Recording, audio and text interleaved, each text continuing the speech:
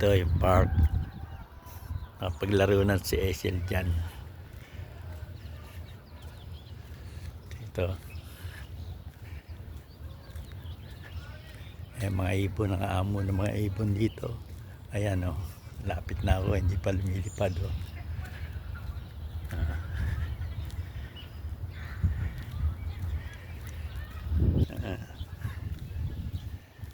Ganda nitong lugar dito. Sarap masyal dito.